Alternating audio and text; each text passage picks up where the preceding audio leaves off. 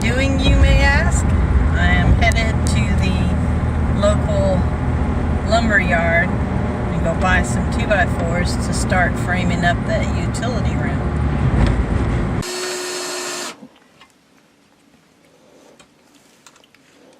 Would you like to explain what you're doing? Well, I'm starting to set up the framing for the floor. This area to here will be the new laundry room. And it is in between the two Shabins that way. So you have a hallway right here. Right. So we're going to put a doorway here. We're going to take this window out and put a doorway into the kitchen here. And then eventually this window will go right over the sink so we don't waste any resources. So this will be a doorway. This will be a doorway, be a little hallway. And on this end will be a washer, dryer, and a freezer. So it'll be our laundry room, utility room, that kind of deal. When I connected the water pump, I ran an extra large wire so we could run 220 in here for the dryer. So unless we sell it and buy a gas dryer, that's what we got. So anyway, I got the frame hung, attached, and level. So now it's just a matter of putting some stringers in here to support the floor. I'm going to put another post there because all the weight from the back of that wall and will be there, and I'll put a post in the center with a support. And then I can start throwing planks up and putting a floor in. We're excited. Because going to the laundromat Sucks. Yes, it does. And we've been doing that for over a year. But got the frame, and it's square, and it's as square as it can be. This building on this end and that end are not exactly the same apart, so it's as good as it's going to be.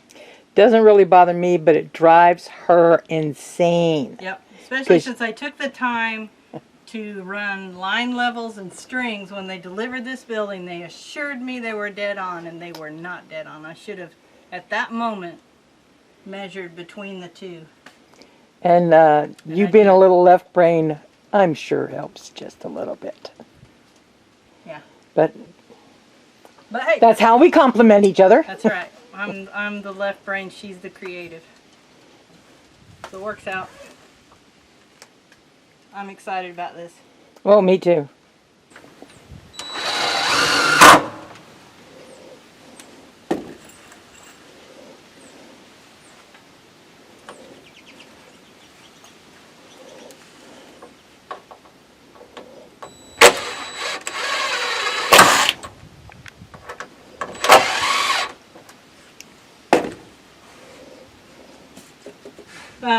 Now I'm cutting some extra support posts. Again, free lumber. Yay! It's treated cedar, and I'm gonna make a whole line of them right down the center, and then 2 boards, one on each side down the center to support the middle. And that way, no matter how heavy our washer and dryer, freezer, and all that gets, it won't bow at all. And I'm putting one every 32 inches instead of one on each end and one in the middle. And every 2 boards is going to have a support. It's overkill, but I don't ever want to have to get underneath here and fix something that might be sagging. So Because we are getting too old for this. yeah, we are getting too old for this. Here pretty quick we're going to mount the hot water heater over here. And I've got to climb under here and run the pipes. And hopefully, once I get the water pipes ran, that's the last time I got to get under here.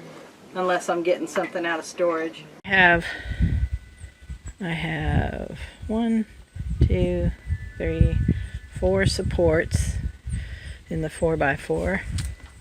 Actually, I have 5. I have 1, 2, 3, 4, and then one here, 5. And then I have a 2x6 running on one side attached everywhere. And I'm going to take this 2x6 that's underneath and put it on the other side to attach to support the center, because we're going to have some heavy appliances in here. And then hopefully I will be able to put down the floor and maybe even frame up walls today. We'll see. Not going to frame up anything over here. We're going to use the building walls as the side walls. So we're going to put one in the back and one here in the front. And that's about it.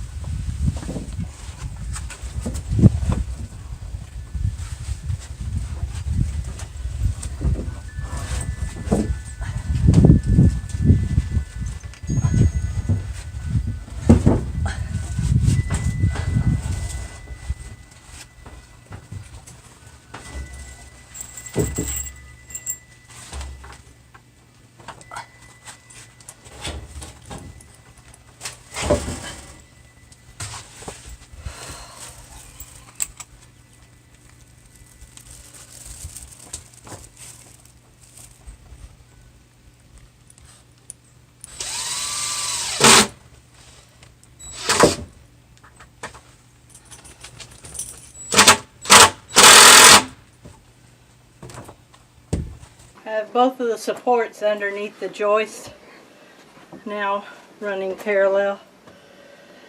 So now I'm going to start using the bubble wrap insulation underneath, and that'll keep it a little constant, the temperature kind of constant in here. I don't have a whole bunch, but I'm going to use all I have. On this far end, I put down as much of that bubble wrap insulation as I had, which wasn't much, but it'll be the 2 feet closest to where the skirting is and the end of the building, so any little bit will help. So now I'm putting down plastic as a vapor barrier before I put down the treated 3/4 floor. I'm going to work on the utility room floor today. I gotta mark where my lines are, and in the seam doesn't actually meet any 2x4, so I gotta make some cripple studs to crawl up underneath there and support it. But it's brutally cold. It's like 26 degrees Fahrenheit.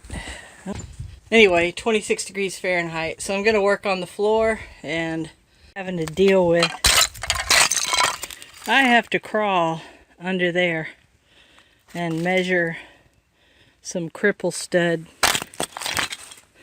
pieces.